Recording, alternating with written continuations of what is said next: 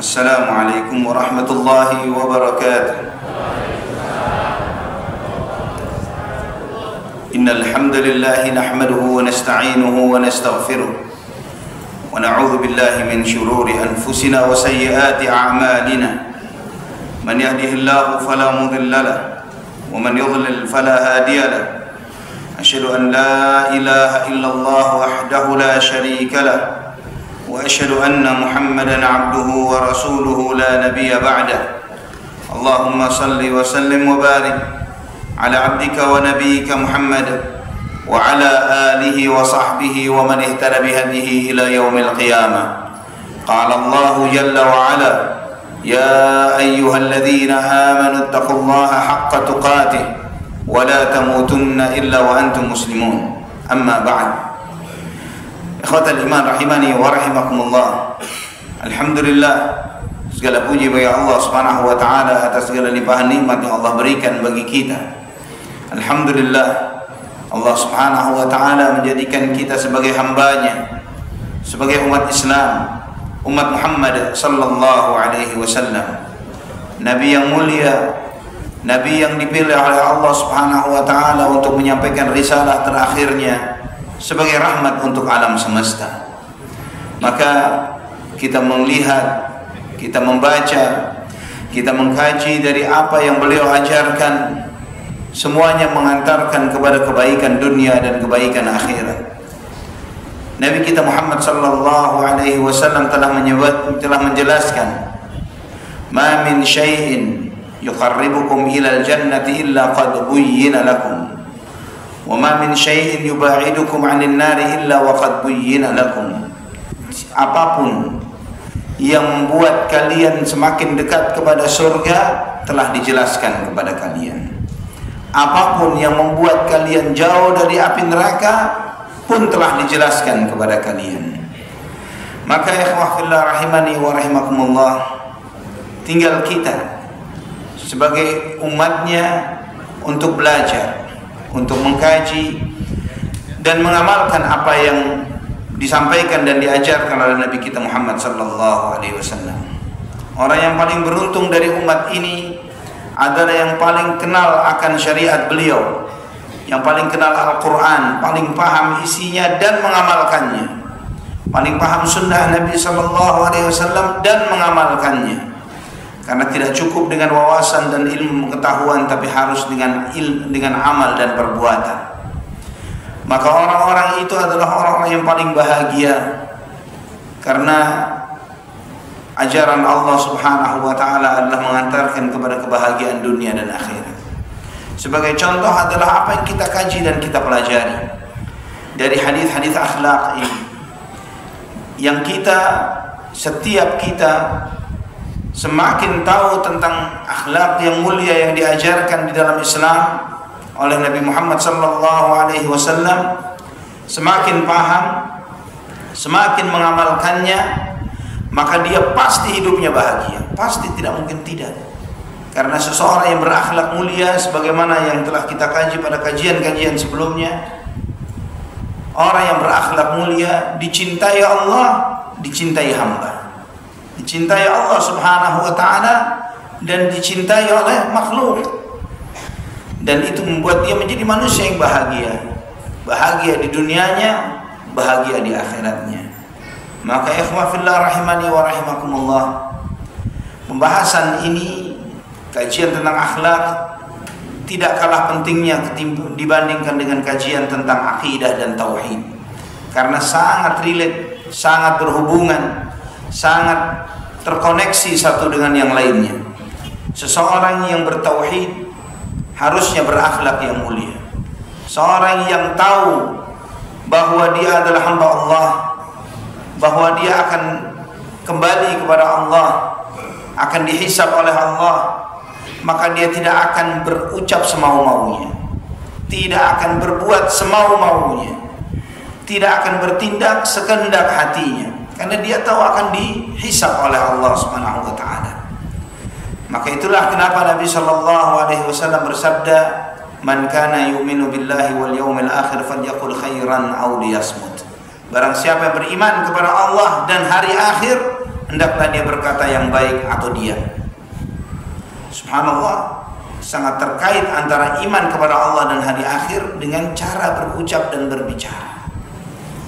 Orang yang sembarangan berucap, orang yang seenaknya dia berbicara, orang yang tidak peduli apakah dia berbicara itu menyakiti orang lain atau tidak, orang ini lemah imannya.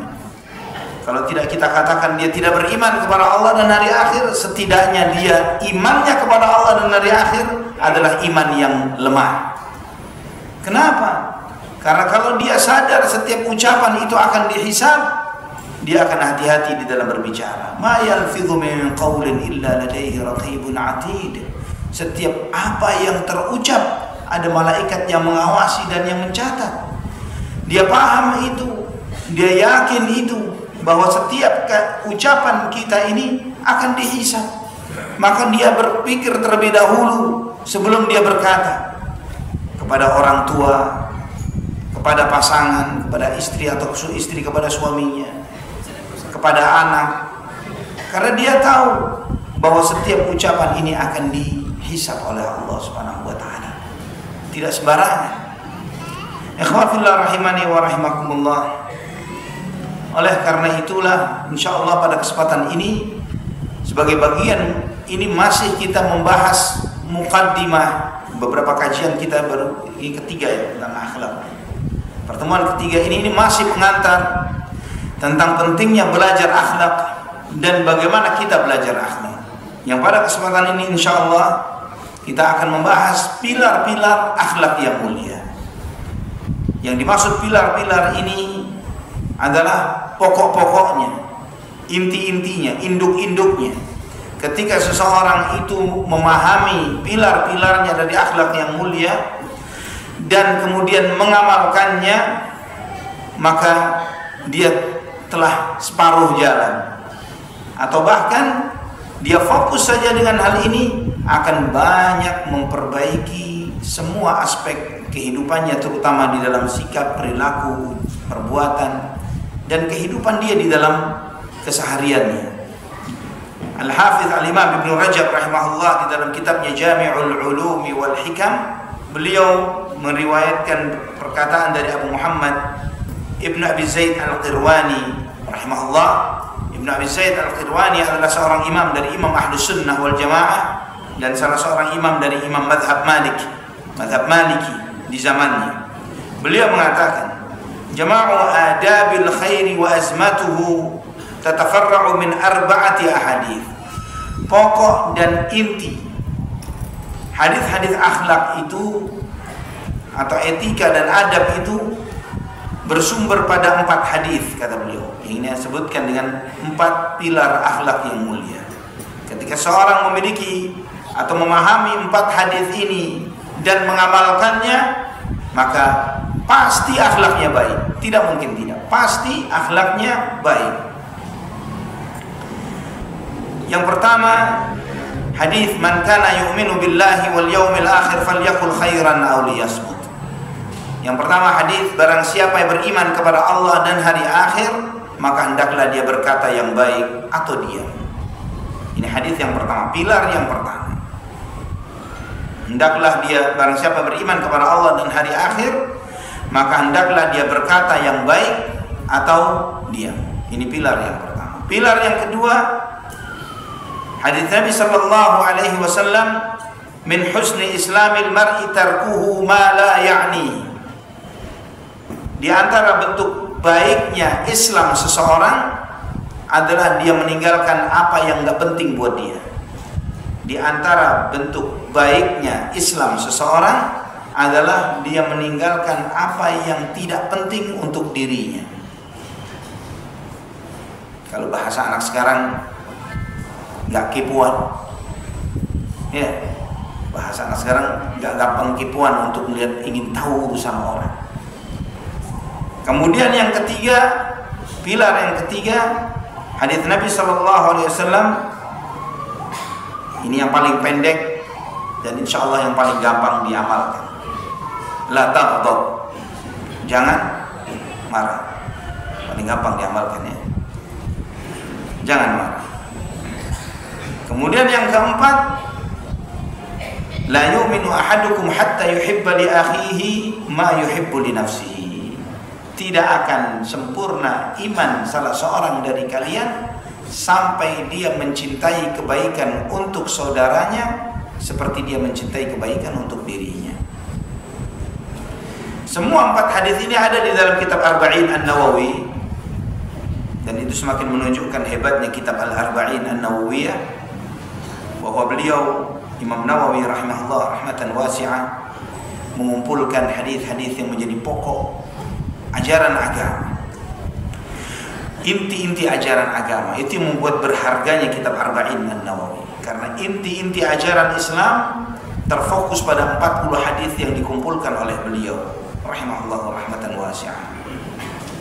Dan orang-orang yang diberi hidayah taufik oleh Allah Subhanahu wa taala untuk paham hadis-hadis ini dan mengamalkannya, dipastikan akhlaknya pasti sempurna, akhlaknya pasti baik. Insya Allah kalau antum setelah kajian ini nggak hadir lagi di sini, ya, kajian bulan depan dan seterusnya nggak hadir, tapi 4 hadis ini antum amalkan, cukup sudah, nggak apa-apa, nggak usah hadir, ya, nggak apa-apa, asal praktekin dengan baik dan benar 4 hadis ini. Yang pertama, rukun atau pilar yang pertama dari akhlak yang mulia, hadis man kana yu'minu billahi wal yaumil akhir falyaqul khairan aw liyasmut. Barang siapa yang beriman kepada Allah dan hari akhir, hendaklah dia berkata yang baik atau diam. Ini intinya adalah menjaga lisan, menjaga lisan. Ini pokok yang paling mendasar. Orang yang suka komen tentang segala sesuatu pasti gak bakalan baik akhlaknya. Semua dikomentari, ya, semua ditanggapi. Kalau misalnya dia tidak mengomentari sesuatu, gerah dia, meriang dia, ya, sakit. Maka dia harus berkata ini, berkata itu, dan tidak akan mungkin ikhwafillah seseorang itu berakhlak yang mulia kalau dia tidak pandai menjaga lisannya. Falyaqul khairan aw liyasmut, berkata yang baik atau diam. Pelajaran yang paling berharga di dalam hadis ini adalah berpikir sebelum berbicara, ya, karena kita harus paham bahwa kalimat itu, ucapan ini masih di dalam kuasa kita sebelum kita mengucapkannya. Sebelum kita ngomong, kita yang menguasainya. Tapi kalau sudah kita ucapkan, kita yang dikuasai oleh apa yang kita ucapkan. Kalau sudah kita ucapkan, kita yang dikuasai oleh kalimat tersebut. Antum sekesel apapun dengan seseorang, siapapun dia, selama keselnya masih dipendam di dalam hati, gak diucapkan, aman. Tapi kemudian antum mulai bicara, mencemooh sana, menghina sini, mencaci maki itu, mengomentari ini dan seterusnya.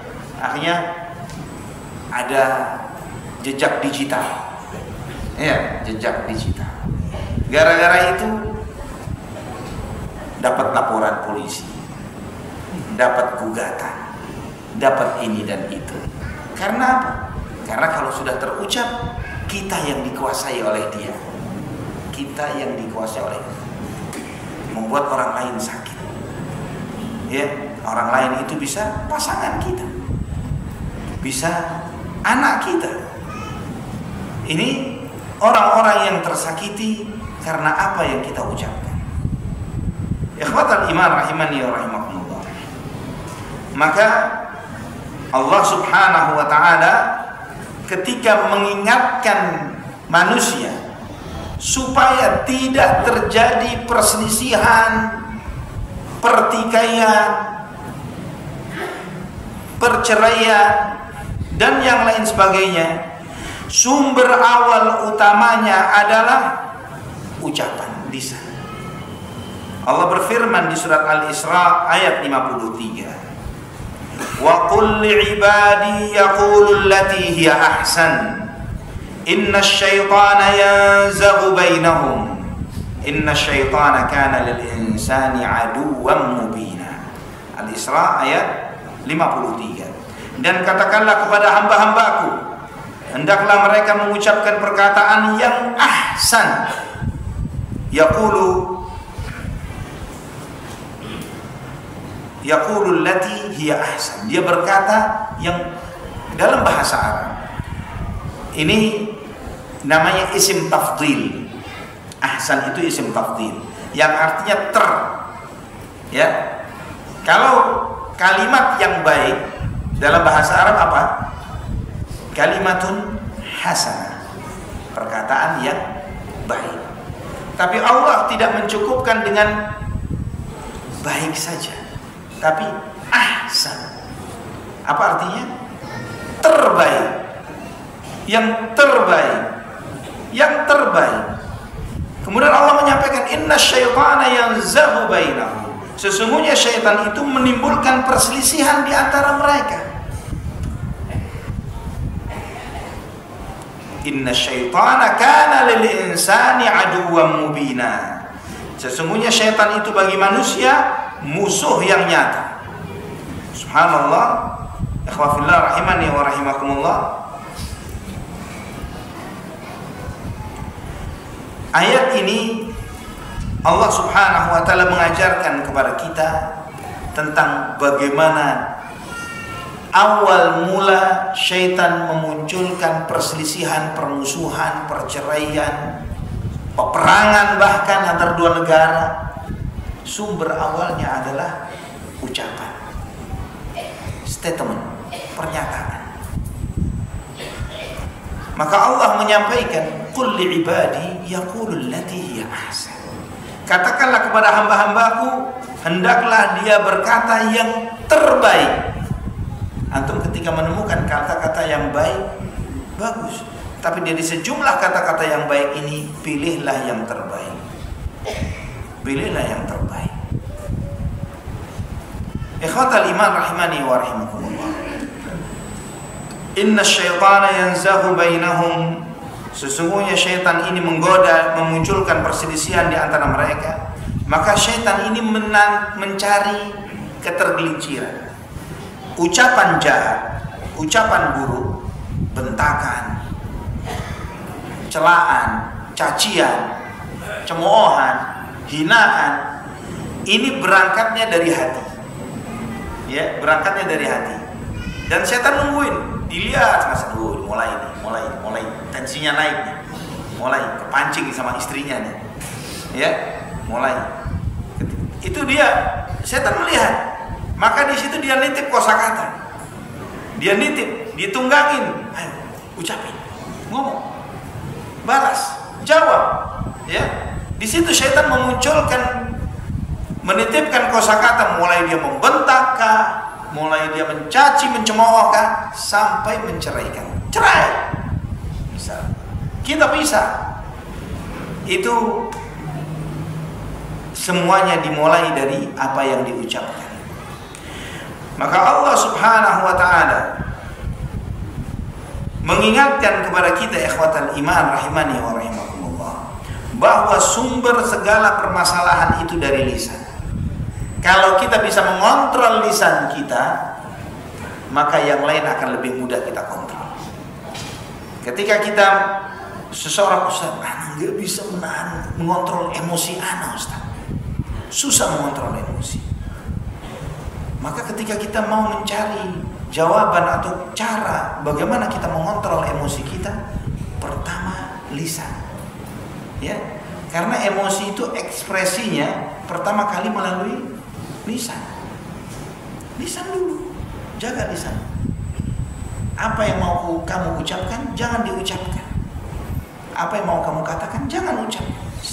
Jaga lisan. Karena setan itu akan masuk dari situ. Dan kata Abu Darda radhiyallahu anhu, beliau mengatakan bahwa perbedaan antara orang mukmin dan orang fasik adalah bagaimana menyikapi lisannya. Lisannya orang mukmin itu di belakang hatinya. Lisannya orang fasik di depan hatinya. Apa maksudnya lisan di belakang hati, lisan di depan hati? Kalau lisannya orang mukmin di belakang hatinya, artinya dia mikir dulu baru mengucap. Ini orang mukmin. Sebelum dia berucap, dipikirin dulu, benar gak ini? Ada konsekuensinya terhadap orang lain. Ya nggak harus konsekuensi hukum di sini, nyakitin orangnya. Ya. Dan kemudian orang fasik sebaliknya, ngomong dulu baru mikir. Ngomong dulu baru mikir. Akhirnya sibuk klarifikasi non-stop. Sebentar-sebentar klarifikasi, sebentar-sebentar klarifikasi, sebentar. Itu kalau masih punya rasa malu. Kalau enggak, ya sudah. Masyarakat akan menilai, ya si fulan memang lisannya begitu, buruk, jahat, jelek, jorok. Orangnya begitu memang. Enggak pernah mikir kalau ngomong. Terkejutnya saja mencaci maki. Ya, kagetnya saja keluar cemoohan dan hinaan. Ini bisa-bisa kaget waktu sakaratul maut, itu yang keluar. Ya, kalau dia tidak bisa menjaga lisannya, wal'iyadzubillah. Ada seorang ayah memberikan nasihat kepada anaknya yang begitu kasar di dalam berucap, yang tega, yang nggak peduli dengan perkataan dia kepada orang lain, termasuk orang-orang terdekatnya. Maka ayah itu mengambil sebuah papan, ditaruh di belakang rumah, dan ngambil paku-paku kecil gitu ya, ditaruh di samping papan itu sama palu. Kata ayah ini, mulai sekarang kamu nak, kalau kamu mencela seseorang, mengatai perkataan yang buruk kepada seseorang, siapapun dia, mau ke ayahmu, mau ke ibumu, mau ke saudaramu, mau ke teman, kamu harus tancapkan satu paku di papan ini. Tancapkan satu paku di papan tersebut. Setiap kamu mengucapkan sesuatu, kamu boleh cabut paku itu dengan satu syarat. Kalau sudah minta maaf, kalau sudah minta maaf, cabut. Dijalanin oleh anak tersebut. Dalam sepekan dia melakukan itu. Kalau habis ngatain orang, salah nih. Pulang dia satu paku. Dia berusaha gimana paku ini jangan sampai nempel terus. Gimana caranya? Ya minta maaf. Maka kemudian dia cari temannya, saya minta maaf. Sudah pulang, cabut lagi. Ya, setelah sepekan, kata ayah, sudah kamu jalankan begitu sudah. Baik, kita lihat papan itu. Apa yang kamu lihat sekarang? Ya, bekas-bekas lubang ya, bekas-bekas lubang yang ada di papan itu. Karena dia sudah minta maaf. Kamu sudah minta maaf, tapi lubang di hati temanmu masih menganga. Masih ada lubang di hati orang-orang yang kamu sakiti, belum tertutup. Itu yang kamu lakukan kalau kamu tidak bisa menjaga lisan. Maka ya khawafillah, pertama sebelum kita mau memperbaiki semua dari diri kita, lisan dulu. Jangan gampang berucap sebelum dipikirkan konsekuensinya. Apakah kita melihat terjadinya ledakan di SMA 72 ya? Itu awalnya dari lisan. Seorang anak yang dibully. Bulian itu dari lisan. Sakit hatinya. Bisa jadi mungkin di rumah dia pun tidak mendapatkan penghargaan atau apresiasi dari orang tuanya, dari ayah atau ibunya. Di sekolah dia dibully, di rumah dibodoh-bodoh, dikatakan anak gak berguna, anak yang mengecewakan, dan seterusnya. Hancur, rusak mentalnya. Ya, kalau sudah terlanjur jadi sampah, ya udah sekalian deh, sekalian. Dia ledakan itu, katanya 7 ya. Dia membuat sampai 7 alat peledak untuk diledakkan di beberapa tempat. Subhanallah, ikhwafillah rahimani wa rahimakumullah. Di sini mengajarkan kepada kita semuanya bahwa rusaknya suatu bangsa, suatu generasi itu bisa jadi karena rusaknya cara orang tua di dalam berbicara kepada anaknya, ayah atau ibu. Menjadi anak yang minder, menjadi anak yang baperan, menjadi anak yang bermasalah secara psikis. Ya, Anda pernah ditunjukkan konten seorang bayi umur beberapa bulan, belum setahun, karena dia menolak digendong oleh ayahnya, dibentak oleh ayahnya sampai kejam. Haula wala quwata illa billah. Ini orang tua macam apa yang seperti ini? Yang Nabi SAW menggambarkan dirinya kepada umatnya, ana fikum ka'abin rahim. Aku ini kepada kalian seperti orang tua, seperti bapak yang penuh kasih sayang. Harusnya bapak itu begitu, penuh kasih sayang. Kok tega? Bukan cuma ucapan, pukulan, dihajar, melampiaskan marah dan emosinya. Bahkan sampai ada ayat dengan tega, saya bunuh kamu nanti. Bunuh. Ya. Sampai kalimat-kalimat yang tidak layak diucapkan hatta kepada orang kafir di luar rumah. Tapi kemudian dia ucapkan itu kepada orang-orang yang di sekitarnya. Orang-orang yang peduli kepada dia, yang sayang kepada dia, yang gak mau cari orang tua lain. Ya. Walaupun tiap hari diintimidasi seperti itu, disakiti seperti itu, gak kepikir misalnya, wah ganti ayah deh. Ya. Udah gak mau ayah fulan, cari ayah lain. Gak mau ibu fulan, cari ibu lain. Dia masih loyal, masih setia jadi anak kita. Nah, ini pelajaran ikhwah fillah, bahwa orang yang mau berakhlak yang mulia harus berangkat dari lisannya, berkata yang baik atau diam. Maka kalau misalnya kita telah mengetahui suatu perkataan itu setelah kita saring sedemikian rupa, ternyata dan kemudian kita dapati bahwa kalimat itu tidak baik, maka opsinya cuma yang satu lagi, diam saja.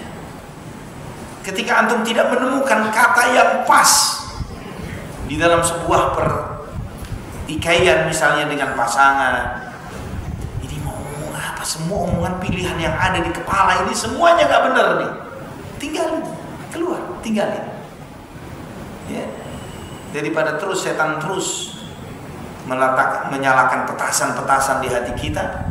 Jadi yang lihat setan perhatian banget. Oh, seperti ini. Nah kemudian kalau sudah seperti ini, pasti setan gak bakalan diam juga.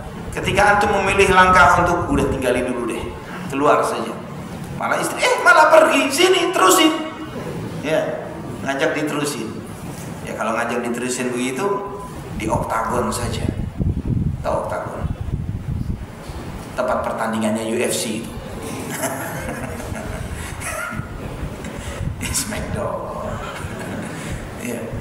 Nah, jadi ikhwah fillah rahimani wa rahimakumullah, tinggal sebagaimana yang terjadi dengan Ali dan Fatimah radhiyallahu anhuma. Ketika sekali waktu Nabi SAW ke rumahnya dan bertanya, mana suamimu? Kata Fatimah, lagi masalah denganku ya Rasulullah. Lagi masalah, akhirnya dia tidak di rumah, dia tidak tidur siang di rumah. Nah di sini ada pelajaran. Ternyata Ali bin Abi Thalib ketika dia cekcok seperti ini, ya, yang syaitan ini akan terus menunggangi lisannya suami, lisannya istri, ya, terus jawab-jawaban non-stop nih, sampai pada final yang diharapkan. Finalnya apa? Cerai. Itu yang targetnya. Maka kalau sudah melihat, waduh, ini nggak bisa diterusin, tinggal saja, keluar, ngopi dulu di mana, ya, ke masjid, sholat, jangan ke tempat dugem, jangan, ya, jangan ke tempat maksiat, malah setannya pindah ke lubang buaya, ke lubang harimau, ya, ini jangan ke tempat ibadah, ke masjid. Waktu itu Ali bin Abi Thalib ke masjid, ya, dia ke masjid, dia ibadah sampai tenang, baru balik, dan akhirnya sayang-sayangan lagi, ya, karena biasa masalah cekcok ini biasa, tapi harus punya skill bagaimana caranya untuk menghadapi permasalahan ini supaya tidak semakin dalam. Kemudian ikhwatal iman rahimani wa rahimakumullah, pilar yang berikutnya yang disampaikan oleh Nabi Sallallahu Alaihi Wasallam yang kedua, yaitu min husni islamil mar'i tarkuhu ma la ya'nihi. Bentuk baiknya Islam seseorang, dia meninggalkan apa yang gak penting buat dia. Yang gak penting gak usah diurusin, apalagi cari tahu, ingin tahu. Nah, ini gak dimaui oleh syaitan. Syaitan gak mau begini. Syaitan itu ingin kita sibuk mikirin urusan banyak orang, mikirin banyak urusan, dan tidak mikirin urusan diri sendiri. Antum boleh cari tahu urusan orang lain dengan satu syarat. Asal antum tahu semua ibadah antum diterima oleh Allah, dan antum tahu antum pasti masuk surga dan sudah diampuni dosa-dosanya, baru ngurusi urusan orang lain. Kalau kita tahu kita punya urusan berat, qu anfusakum wa ahlikum nar, jaga dirimu dan keluargamu dari api neraka. Ini PR berat, menyelamatkan diri kita dan menyelamatkan keluarga kita dari api neraka. Ini menyelesaikan PR satu ini saja. Apakah sholat saya sudah benar? Apakah saya mendidik anak sudah dengan baik? Apakah anak-anak saya sudah bisa sholat dengan baik? Apakah mereka bisa ngaji? Apakah mereka menjadi anak yang baik akhlaknya? Ini PR berat nih bagi masing-masing setiap kita. Apakah istri kita ini sudah sholatnya baik, sesuai dengan waktunya, menjaga sholatnya? Karena menjaga diri dan keluarga dari api neraka ini gak gampang. Terus sudah tahu PR-nya berat, scrolling gak berhenti. Ya, di depan gadget, di depan layar berjam-jam, ngurusi urusan orang lain yang gak penting. Artis ini lagi nungging, artis itu lagi lari di tempat, artis ini lagi macam-macam. Ya, sibuk. Oh ini ganti pacar, ini itu dan seterusnya. Sibuk ngurusin banyak orang, tapi nggak tahu tentang masalah dirinya sendiri. Ya, tahu aibnya orang sedunia, tapi nggak tahu aib dirinya sendiri. Ini maunya setan begitu. Sehingga antum tidak punya kesempatan untuk mikir apa yang manfaat untuk hidupku sekarang ini, untuk akhirat. Apa yang bisa aku lakukan untuk demi kemajuan agama Allah Subhanahu wa taala? Karena Allah berjanji, "In tansurullaha yansurkum." Jika kamu menolong agama Allah, Allah pasti tolong kamu. Bagaimana cara nolong agama Allah? Enggak kepikir. Mikirin itu, sibuk kita. Ya, sebentar kontennya siapa lagi yang kita tonton? Ya, kebijakan pemerintah yang mana lagi yang mau kita jadikan bahan gosip? Ya, ijazah siapa lagi yang mau kita omongin? Ya gitu kan, terus kita bikin sibuk. Anak sampai berpikir ini urusan ijazah sampai ke polisi segala. Emang kalau sudah asli atau palsu apa manfaatnya buat dia? Udah nggak jabat, ya kan? Udah nggak jadi apa-apa, nggak bisa mengeluarkan keputusan, nggak ngeluarkan apa masalah. Tapi yang peduli urusan ini bisa ratusan juta orang. Kontennya ditonton oleh banyak orang, nggak tahu berapa juta yang nonton. Ya, subhanallah. Untuk urusan yang tidak maslahat untuk dunianya setiap kita, apalagi akhirat. Untuk dunia, kalau semakin tahu bikin apa? Membuat income kita jadi nambah? Enggak juga. Membuat hutang-hutang kita terbayar? Enggak juga. Apalagi nambah pahala dan mengurangi dosa. Apalagi begitu. Kita ini hidup di zaman dimana setiap orang itu kehilangan privasinya. Pokok yang penting itu rame dulu. Urusan manfaat gak manfaat, urusan belakang. Walaupun rame ini urusan recehan, urusan yang gak ada pentingnya. Itu yang menjadikan, karena hampir mayoritas umat manusia, terutama umat Muhammad sallallahu alaihi wasallam, sibuk dengan urusan yang recehan, yang remeh, yang gak ada nilainya. Maka Nabi SAW menyebutkan nanti kalian akan menjadi umat yang diperebutkan oleh banyak umat yang lainnya. Diperebutkan oleh banyak orang. Tada'a bikumul umam kama tada'al akalatu ila qas'atiha. Nanti akan tiba waktunya kalian akan diperebutkan oleh banyak umat. Kata Nabi, al-umam, bukan ummah saja, bukan satu umat, bukan cuma Yahudi saja, bukan cuma Amerika dan Yahudi, banyak yang lainnya. Semua memperebutkan kalian, semua mengkonsumsi kalian, menghabisi kalian, menjadikan kalian sebagai objeknya mereka. Sampai sahabat nanya, apa kita minoritas di saat itu ya Rasulullah, kok sampai kita dibegitukan oleh mereka? Jawab Nabi, bal antum yawma idzin katsir walakinnakum ghutha'un ka ghutha'is sayl. Kalian di zaman itu banyak 2 miliar lebih umat Muhammad, tapi banyaknya kalian seperti buih, recehan, buih, nggak ada nilainya, nggak punya sikap. Kalau sedikit tapi seperti batu karang, mau dihajar ombak kayak apa, masih tetap di tempatnya, walaupun sedikit. Kalau banyak kayak buih, ikut gelombang. Yang lagi viral apa? Ikut yang lagi viral. Ya, apa yang lagi viral? Rame dengan yang lagi viral. Sono, kemari, ikut gelombang. Isinya hati kita, pikiran kita, mimpi-mimpi kita recehan semuanya. Nggak ada yang penting. Paling mikir ganti gadgetnya apa sekarang? Sibuk lihat review gadget, sibuk lihat review makanan. Ya, tiap hari ada makanan baru nih, ada restoran baru ini ada kafe baru nih, ada sepatu baru nih, ada tas baru, ada baju. Terus recehan semua isinya, yang nggak maslahat sama sekali untuk agamanya, apalagi akhiratnya. Terus tiap hari kita dicekokin seperti itu sehingga nggak bakal kepikir, wah saudara kita dihabisi di Gaza, dihabisi di Sudan.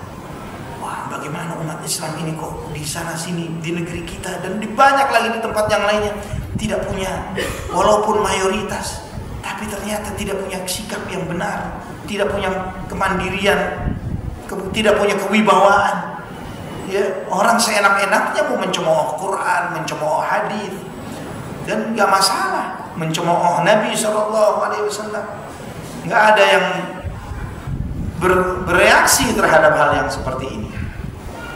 Ya buktinya sampai sekarang di antara kaum muslimin yang katanya muslim di negeri kita, banyak tokoh-tokoh yang lisannya dengan gampang menghina Allah, menghina Rasulnya, menghina ajaran Allah, menghina syariat Islam, tapi ya nyantai saja hidupnya. Dan memang disebut oleh Nabi SAW ketika itu, kalian itu banyak, tapi banyaknya kalian seperti buih. Wala yanzi'annallahu min qulubi aduwikumul mahabata minkum. Ketika kalian sudah kayak buih, recehan ini tadi, maka musuh kalian sudah tidak ada lagi rasa takut terhadap kalian. Nggak bakal takut, mau serang aja, nggak bakal balas kok. Doha Qatar dibombardir sama Yahudi nggak balas. Kalau sekelas Qatar nggak balas, apalagi kita. Kalau ada peluru-peluru rudal-rudal nyasar kita mungkin nyerah duluan. Subhanallah. Ini ikhwatal iman rahimani wa rahimakumullah, mereka sudah tidak lagi punya rasa takut terhadap kalian. Wala yaqdhifannallahu fi qulubikumul wahn. Dan sebaliknya, dan selanjutnya kata Nabi SAW, kalau musuh kalian sudah tidak punya rasa segan terhadap kalian, takut terhadap kalian, ya, karena beraninya umat Islam cuma sesama dalamnya, sesama umat Islam sendiri, ya. Kalau ormas ini lawan ormas itu, ormas baru berani. Tapi kalau ayo kirim lawan IDF secara berangkat, jangan dong. Ya boleh pakai baju loreng-loreng di sini aja, jangan ke sono. Ya. Kalau dikirim ke sana itu artinya siap mati, bukan berani mati. Ya. Ini yang terjadi. Terus kemudian wala yaqdhifannallahu fi qulubikumul wahn. Kalian akan terkena penyakit wahn. Hubbud dunya wa karahiyatul maut. Kalian cinta dunia dan takut mati. Siapa yang enggak begitu? Siapa yang enggak cinta dunia dan enggak takut mati? Siapa? Semuanya. Hampir semuanya. Yang menjadi mimpi kita dunia, yang membuat kita pusing jaga urusan dunia, yang membuat kita ini menjadi nggak nyaman, stres, ya urusan dunia, ya nggak ada. Kenapa kok kelihatan sedih, risau? Kenapa? Ada mikirin alam barzakh, nggak ada. Ya, mikirin. Apa yang dipikirin? Siksa kubur nggak bakalan. Ya, token listrik bunyi itu yang dipikirin. Nggak tahu belinya di mana. Ya kan? Itu yang dipikirin. Urusan dunia, urusan remeh-remeh dan receh-receh yang dipikirin. Gimana untuk memikirkan? Kata Nabi SAW, "Satuqatilunal Yahud." Nanti kalian akan membunuh orang-orang Yahudi. Hatta idza ikhtaba'u fi hajarin wala hajar, fayaqulu al-hajaru wal hajaru ya muslim ya Abdullah, inna min wara'i yahud faqtuluh. Sampai kalau nanti mereka sembunyi di belakang pohon dan batu, pohon dan batunya akan bicara, wahai muslim, wahai hamba Allah, di belakangku ada Yahudi, bunuh dia. Pohon dan batunya pun bicara. Nabi SAW menyebutkan orang-orang itu dipanggil dengan muslim dan hamba Allah. Itu menunjukkan kuatnya ubudiyah mereka kepada Allah, kuatnya ibadah mereka, tahu mereka fokus mereka di dalam hidup. Sampai-sampai mereka memiliki karamah, kemuliaan, batu dan pohon pun bisa bicara dengan mereka. Terus, apakah generasi yang begitu itu seperti kita yang bui seperti sekarang ini, yang mikir yang recehan, yang hidup nggak punya tujuan? Tujuannya apa yang lagi viral, itu tujuannya. Yang dipikiri yang lagi viral di konten ini. Ikhwafillah. Sedangkan Allah itu menyuruh antum, menyuruh kita ini jadi hamba-hamba, jadi umat-umat yang berat timbangannya. Fa amma man thaqulat mawazinuhu fa huwa fi 'ishatir radiyah. Orang-orang yang berat timbangan amalnya, maka dia di kehidupan yang diridhoi. Kemudian kita milih untuk hidup dengan yang enteng-enteng saja, yang ringan-ringan, yang penting ketawa, nonton konten lucu-lucu tiap hari, ya, ketawa sampai isi kepalanya keluar semua, nggak hafal ayat Quran, nggak hafal zikir pagi, petang, kenapa? Karena kebanyakan ketawa, hati yang keras.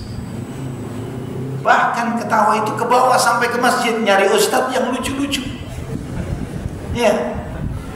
Anak nanya, ada seorang teman, kebetulan insya Allah hijrahnya benar, dan seorang artis.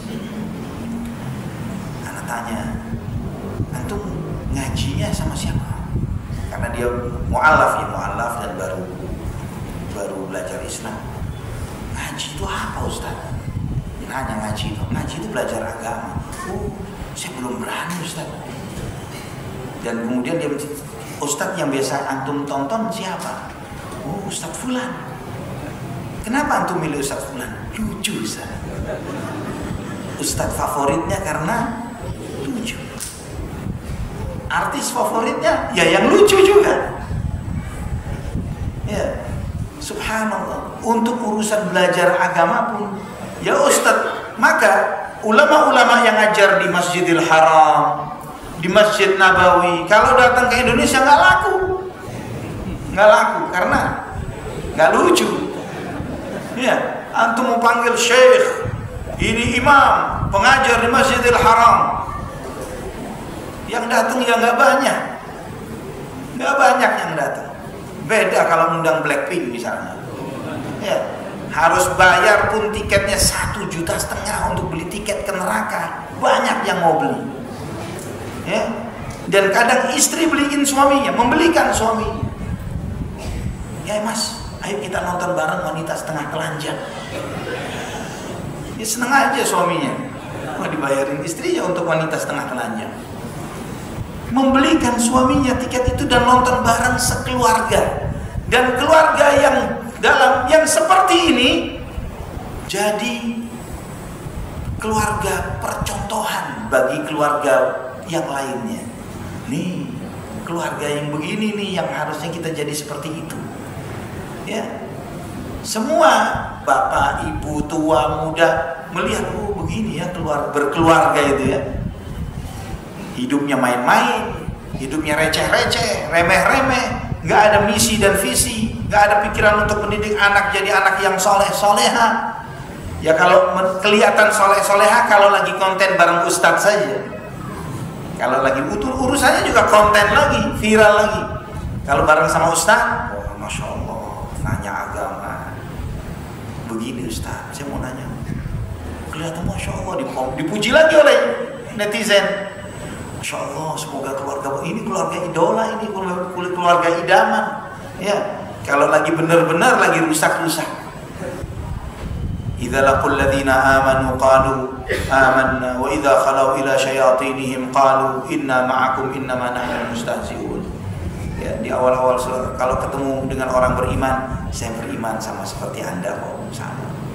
Tapi ketika kumpul bareng setan-setan sama seperti dia, saya juga bareng dengan setan-setan itu.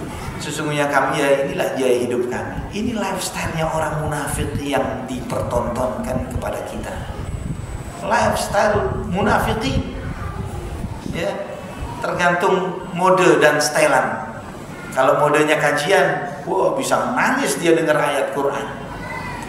Tapi kalau modenya konten rusak-rusakan, bisa goda istri orang di depan orang banyak, di depan kamera. Yang digoda istri orang dan bukan siapa-siapa. Mode style munafikin ini, banyak yang seperti ini kemudian menjadi percontohan, menjadi tontonan. Makanya follower antum berapa? Sekian juta orang. Allahu Akbar. Emang ngajar apa dia? Mengajarkan supaya negara ini menjadi lebih baik, tata kelolanya menjadi lebih bagus? Enggak. Cuman main-main aja, cuman senang-senang, tapi followernya jutaan. Sampai ada satu public figure di negeri kita, followernya bisa sampai 60 juta, 70 juta. Ketika anak pertama kali ditunjukkan followernya segitu banyaknya, ini orang semua atau campur setan? Ya. Ini bisa sebegini banyaknya followernya. Orang-orang yang misalnya antum ikhwafillah, ya, mereka ini rata-rata orang-orang pinter atau enggak?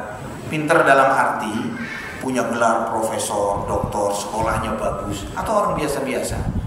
Biasa-biasa.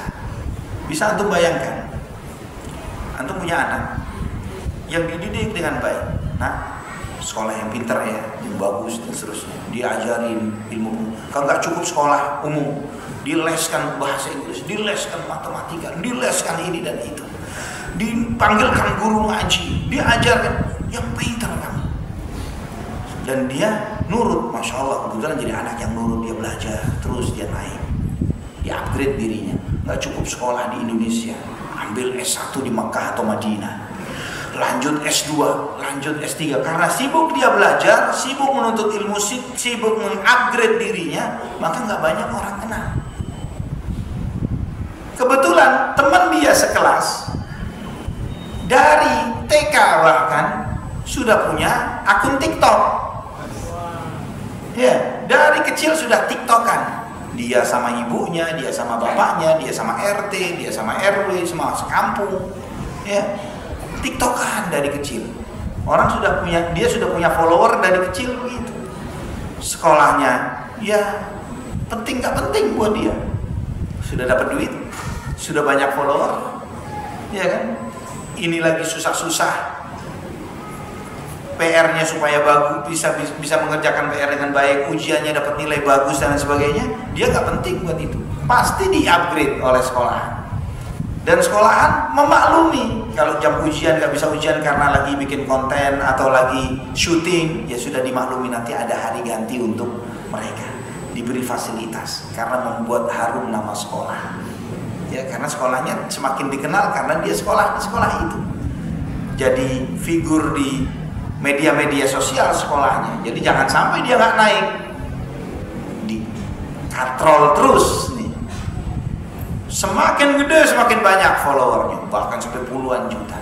Terus kemudian di saat waktunya mereka dituntut untuk berkiprah di masyarakat, sebagian orang-orang yang pintar, yang wise, yang bijak, yang cerdas melihat kalau negeri kita diatur oleh seorang pemimpin yang pintar, yang tadi yang sekolah di luar negeri, yang S3-nya di Mekah atau Madinah, lulusan syariat, ngerti tentang tata negara sesuai aturan Allah Subhanahu wa taala, hafal Quran, ribuan hadis, tahu tentang pemahaman ini, tahu tentang bagaimana menata negara secara yang semestinya, ya, supaya menjadi masyarakat yang adil, yang makmur. Yang satu lagi cuman bisa konten dan TikTokan. terus sama-sama dicalonkan jadi pemimpin. Yang kepilih yang mana? Ya, begitu. Yang kepilih bukan yang pinter, bukan yang serius, yang main-main. Karena memang pemilihnya begitu, doyannya begitu. Sesama recehan harus milih yang recehan juga. Sesama bui harus milih yang bui juga. Jangan milih yang pinter, nanti gak enak, negaranya serius. Nanti negaranya jadi bagus. Kita kan enak yang begini-begini aja. Ya, tetap dijajah oleh siapapun. Produk kita konsumsi terus, gak perlu mikir produksi. Ketika misalnya Cina bisa bikin robot macam-macam, sampai robot masukin benang ke jarum, ada robotnya. Kita urusan nambal ban 50 tahun nggak ganti-ganti teknologinya. Resleting aja buatan luar. Ya, resleting itu mereknya cuma satu doang. Ya, nggak ada merek lain, nggak ada kompeten, nggak sempet kita mikir untuk bikin kompetitornya resleting gitu ya. Subhanallah, ngikut saja kita. Semuanya impor, semuanya produk asing, nggak sempat untuk berinovasi. Recehan saja, gini aja hidup kok, gitu ya. Terus karena memang kita memang dibuat seperti itu, ya, cinta dunia dan takut mati. Maka muslim ikhwah fillah, kalau terus nggak punya pikiran untuk memperbaiki dirinya, terus yang di follow adalah ini, bukan Quran dan Sunnah, maka tidak akan keluar dari itu. Kalau kita tidak bisa menjalankan pilar kedua, min husni islamil mar'i tarkuhu ma la ya'ni, di antara bagusnya Islam seseorang meninggalkan yang nggak penting buat dia. Maka hidup itu, karena semua tahu siapa yang hidup di dunia 2 kali. Kita tahu hidup cuma sekali. Kesempatan untuk menjalankan yang penting buat maslahat kita di akhirat cuma sekarang doang, nggak bakalan keulang. Maka kata Nabi SAW, ihris ala ma yanfa'uka wasta'in billahi wa la ta'jaz. Fokus kepada yang bermanfaat. Fokuslah kepada yang bermanfaat untuk dirimu. Mintalah pertolongan kepada Allah dan jangan jadi orang lemah. Ini PR kita setiap hari. Kita harus punya fokusnya apa yang bermanfaat. Apa yang menjadi manfaat kita? Apa yang bermanfaat? Kalau kita buka kayak itu nggak penting, tidak sesuai dengan fokus, itu menunjukkan pertama seorang mukmin punya tujuan. Apa tujuannya? Tujuan kita yang mulia adalah mulia di sisi Allah Subhanahu wa taala. Ya, diridhai oleh Allah Subhanahu wa taala. Itu tujuan yang paling besarnya. Dan untuk itu banyak turunannya. Urusan dunia kita harus beres. Dalam arti urusan dunia harus beres ini mencari rezeki yang halal, bukan yang haram. Maka bagaimana mencari rezeki yang halal? Ini fokusnya seorang muslim di dunianya. Ketika antum memikirkan bagaimana mencari rezeki yang halal, memiliki rezeki yang banyak, yang melimpah dan halal, sehingga berkah untuk diri dan orang lain.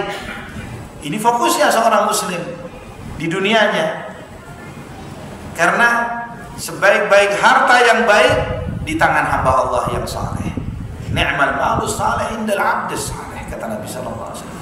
Seorang muslim bukan harus fakir, tapi dia boleh menjadi orang yang kaya tapi saleh, sehingga kekayaan itu tidak membuat dia menjadi seorang yang materialis. Semakin dia meningkat naik, dia ngajak lingkungannya untuk ikut naik, dia mengajak sekitarnya untuk ikut tumbuh, bukan untuk memperkaya dirinya untuk injek-injek yang lainnya. Ini orang yang saleh. Kalau yang tidak saleh, dia ngumpulin harta saja. Dia bisa korupsi, bisa ratusan triliun, ya, ratusan triliun. Tapi untuk apa? Kemana uangnya? Tapi seorang hamba yang saleh, nggak penting dia punya triliunan, ya. Yang penting dia hidup cukup dan bisa memberikan kebaikan bagi yang lainnya. Nah, kalau kita tidak fokus di dalam kehidupan dunia, bagaimana kita bisa seperti itu? Fokus kepada yang bermanfaat. Artinya seorang muslim punya tujuan. Apa tujuannya? Kalau nggak punya tujuan, ikhwah fillah rahimani wa rahimakumullah, hidup yang paling susah adalah hidup yang tidak punya tujuan. Yang paling berat, orang yang hidup menjalani hidup, apa kata hari-hari, menjalani hari-harinya, apa kata apa kata dunia deh, mau kemana ngikut aja, ya nggak punya fokus. Apakah targetnya untuk pekerjaannya, target untuk keluarganya, target untuk masing-masing anaknya? Harusnya dia punya tujuan. Oh, anak ini ada masalah di sini, targetnya harus begini. Anak itu ada masalah itu, targetnya adalah begitu. Rumah tangga keluarga ini dan seterusnya. Pekerjaan apa yang kurang di pekerjaannya? Selama dia berpikir yang seperti ini untuk kebaikan dunianya, untuk kemaslahatan dia, maka dia telah fokus kepada yang bermanfaat, bukan yang nggak ada manfaatnya. Sibuk dengan yang nggak ada manfaatnya. Kalau dia scrolling saja untuk nonton konten-konten yang recehan yang nggak ada manfaatnya, apa untungnya buat dia? Dunia nggak untung, apalagi akhirat rugi. Nah, kemudian ikhwah fillah rahimani wa rahimakumullah, pilar yang ketiga, jangan marah, la taghdab, jangan marah. Ikhwatal iman, ketika seseorang itu sedang emosi dan marah, maka dia akan dikuasai oleh emosinya sehingga dia berbuat atau berucap sesuatu yang tidak diridhai oleh Allah Subhanahu wa taala. Sehingga sampai sebagian salaf mengatakan, al-ghadabu awwaluhu jununun wa akhiruhu nadam. Emosi itu awalnya adalah kegilaan, akhirnya adalah penyesalan. Emosi itu awalnya adalah kegilaan, akhirnya adalah penyesalan. Kalau antum pernah marah yang tidak terkontrol, kebetulan misalnya di rumah antum ada CCTV yang antum pasang misalnya, coba tonton gilanya antum ketika lagi emosi itu, ya, ngamuk-ngamuk nggak jelas, banting piring, banting kucing, ya, tempeleng sana hajar sini. Terus kita lihat, ini saya ini begini nih, ya, kelihatan kayak orang gila. Awalnya adalah gila. Terus akhirnya apa? Akhirnya penyesalan. Akhirnya penyesalan. Ada seorang ayah karena kesel terhadap anaknya yang balita yang mencoret-coret mobilnya, coret pakai batu. Ya, balita nggak ngerti. Mobilnya dicoret-coret pakai batu. Kesel dia, marah, dipukulin sambil emosi. Ini kejadian benar nih, kejadian benar. Akhirnya anak itu nggak bisa menggerakkan tangannya, kakinya. Ternyata ketika dibawa ke rumah sakit, sarafnya sudah mati dan harus diamputasi karena coretan batu di mobil mengamputasi kaki anak. Dan banyak yang seperti ini karena tidak bisa menahan emosi. Subhanallah. Maka kata Nabi sallallahu alaihi wasallam, "Idza ghadiba ahadukum wa huwa qa'imun falyajlis, fa in dhahaba anhu al-ghadab wa illa falyattaji." Jika salah seorang di antara kalian sedang marah, maka hendaklah dia duduk. Jika hilang emosinya karena dia duduk, maka alhamdulillah. Kalau tidak, berbaringlah. Karena maunya orang emosi kebalikannya. Kalau dia lagi baring, kesel, maunya dia duduk dan melompat. Ya, maunya begitu, lompat, mau nerkam, maunya begitu. Tapi ketika dia duduk, dari berdiri dia duduk, insya Allah akan mengurangi tensi emosinya. Kemudian kata Nabi SAW, wa idza ghadiba ahadukum falyaskut. Jika salah seorang di antara kalian marah, hendaklah dia diam. Di sini Nabi SAW mengajarkan dua kiat menghadapi emosinya kita ini. Pertama, jangan melakukan apapun. Jangan melakukan apapun. Kalau lagi marah, udah, mau gerakin jari saja jangan. Apalagi gerakin tangan, karena pasti salah. Ya. Jangan melakukan apa, diam saja. Dan yang kedua, jangan berucap apapun ketika lagi marah. Jangan melakukan apapun, jangan berucap apapun, karena ucapannya orang marah salah semua. Maka kata Nabi SAW, seorang hakim itu tidak akan menjadi hakim kecuali dia mengalami proses pembelajaran yang lama dan mendalam dan memahami banyak kasus sampai dia didudukkan sebagai seorang hakim. Seorang hakim saja ketika emosi dilarang mengambil keputusan. Hakim, Padahal dia sekolah, dia belajar, dia tinggi ilmunya dalam ini dan tahu banyak kasus dan permasalahan. Tapi ketika emosi dia akan dikuasai oleh emosinya. Jangan mengambil keputusan. Apalagi kita. Ketika marah, tahan. Jangan berucap, jangan bersikap, diam saja. Ambil time break, ambil waktu jeda, menarik diri dari masalah itu, menjauh. Ya, kalau lagi emosi kesal terhadap anak, udah masuk kamar aja dulu, tenangin, berbaring. Masalah dengan siapapun itu. Karena ikhwatal iman, sikap emosi ini banyak sekali membuat orang itu menyesal. Penyesalannya lebih besar daripada keberuntungannya. Antum dipepet motor di jalan, kesel, ngebel, kejar-kejar. Ya ternyata ketika dikejar, bos preman. Bukan cuma bos preman lagi, dia bawa sajam, bawa tembak, repot. Bos begal ya, bos begal. Akhirnya dia hanya kena sajam, motornya dibegal. Penyesalan. Istri yang jadi janda dikawin sama tetangganya, ya kan? Ya kan? Begitu. Penyesalannya non-stop. Hanya karena kesel dibel sama orang lain, diserempet, dipotong jalannya oleh orang lain. Cuma begitu doang. Penyesalan yang gak ada hentinya. Yang ini belum lagi kemudian anggap dia yang menang, dia bisa kalahin tuh lawan, mati itu lawan dikalahin sama dia.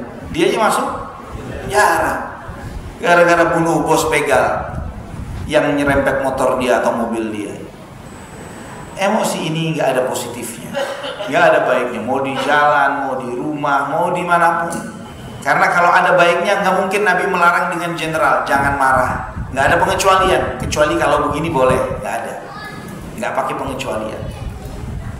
Jangan marah itu mutlak. Kemudian yang terakhir sebelum saya tambahkan sedikit, ketika lagi kesal kepada seseorang, biasanya kalau kita kesal kepada seseorang, suami, jangan suami lagi ya, istri deh. Istri kalau kesal sama suaminya, apa yang ingin diucapkan? Misalnya suami pulangnya malam terus misalnya. Kamu ini gitu ya. Pulangnya malam terus, nggak bawa duit lagi. Udah lengkap. Selalu dengan kata kamu.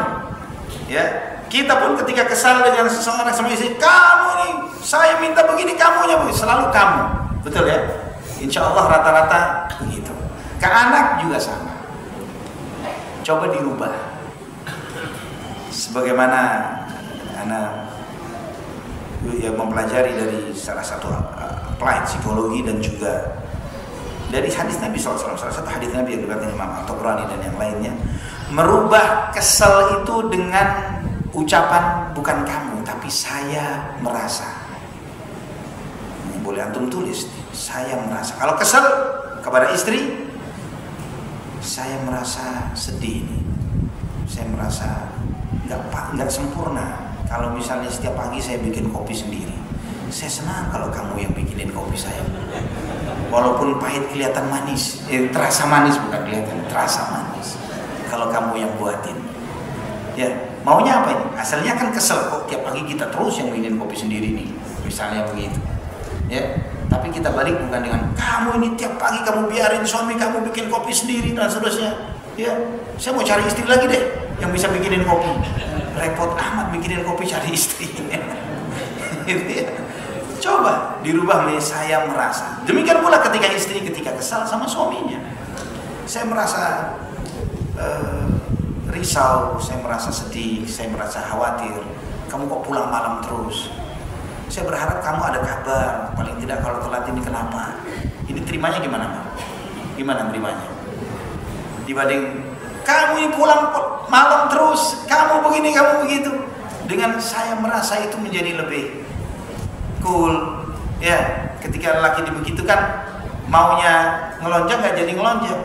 Harusnya mau ngasih uang belanja 200.000 jadi 500.000. Ya, ibu-ibu boleh coba tuh. Ya. Kalau ada. Gitu. Nah, jadi ini kiat, ini cara. Jadi melatih kita ketika kita kecewa, marah, kesal, jangan mengatakan kamu, tapi saya merasa. Ya. Ya. Terakhir yang keempat, pilarnya akhlak yang mulia adalah ikhwafillah rahimani wa rahimakumullah, hadits Nabi sallallahu alaihi wasallam, min la yu'minu ahadukum hatta yuhibba li akhihi ma yuhibbu li nafsihi. Tidak akan sempurna iman salah seorang di antara kalian sampai dia mencintai kebaikan untuk saudaranya sebagaimana dia mencintai kebaikan untuk dirinya. Ikhwatal iman rahimani wa rahimakumullah. Ini puncaknya akhlak, yaitu hatinya menyatu dengan hatinya saudaranya sesama muslim. Dia sudah tidak lagi ada egois, nggak mikirin dirinya sendiri. Kalau saya baik, saya berharap orang lain baik. Kalau saya dapat untung, saya berharap orang lain juga untung. Kalau saya nggak mau rugi, saya berharap orang lain jangan rugi. Dia mengharapkan kebaikan. La yu'minu ahadukum, tidak akan sempurna iman salah seorang di antara kalian sampai dia mencintai kebaikan untuk saudaranya seperti dia mencintai kebaikan untuk dirinya. Ini top levelnya iman. Ini hatinya para nabi, hatinya para aulia Allah, hatinya para ulama-ulama rabbani, yang mereka itu berharap manusia itu di atas hidayah. Nggak kepingin manusia masuk neraka, enggak. Ya, berharapnya manusia semua masuk jannah. Berharapnya semuanya di atas tauhid dan sunnah. Berharap semuanya itu berakhlakul karimah. Kenapa? Karena seseorang jika akhlaknya baik, keluarganya jadi baik. Kalau akhlaknya buruk, keluarganya rusak. Keluarganya bermasalah, akan melahirkan anak-anak bermasalah. Anak-anak ini akan tumbuh jadi anggota masyarakat yang bisa jadi salah satu pemimpin kita. Jadi pemimpin bermasalah. Pasti begitu. Antum tahu seorang pemimpin yang sangat dikenal akan kebengisannya, yaitu Hajjaj bin Yusuf Al-Thaqafi di dinasti Bani Abbasiyah. Hajjaj bin Yusuf ini disebutkan korbannya dari umat Islam yang dibunuh oleh dia dan pasukannya 120 ribuan muslim. 120 ribu muslim mati di tangannya. Di antaranya orang-orang saleh, orang-orang hebat seperti Sa'id bin Jubair radhiyallahu rahimahullah, salah seorang murid seniornya Abdullah bin Abbas, seorang waliullah, orang yang saleh. Yang ketika dia mau dihukum mati oleh Hajjaj, dia minta waktu untuk ibadah dan doa. Dan doanya dia minta kepada Allah, ya Allah jadikan aku sebagai orang terakhir yang dibunuh oleh Hajjaj, dan Allah kabulkan. Akhirnya membuat Hajjaj ini setelah membunuh Sa'id bin Jubair, dia selalu halusinasi, selalu kebawa mimpi, dan terus-menerus akhirnya dia mati dalam keadaan seperti itu. Hajjaj ini diceritakan dalam buku-buku sirah bahwa dia mengalami kekerasan di dalam rumah tangga ketika dia masih kecil. Ayahnya keras, suka mukul, suka begini, suka membentak, suka menyakiti. Jadi dia dididik seperti itu, besarnya menjadi tega dan bengis. Karena memang dia masa kecilnya tidak mendapatkan pendidikan yang benar, tidak mendapatkan kasih sayang. Tidak ada, bahkan bisa dikatakan hampir tidak ada. Kalaupun ada itu cuma satu sosok saja, terdidik dengan tanpa orang tua menjadi orang yang sangat mulia, yaitu Nabi kita Muhammad SAW. Dan itu pun untuk semakin menunjukkan besarnya kemujizatan Islam, bahwa apa yang beliau bawa bukan dari dirinya, tapi dari Allah, murni dari Allah. Allah saja yang membentuk Nabi Muhammad SAW menjadi seperti itu. Tapi normalnya manusia, kalau dia tidak mendapatkan kasih sayang dari ayah atau ibu dan tidak mendapatkan pendidikan yang benar, dia menjadi anak yang liar.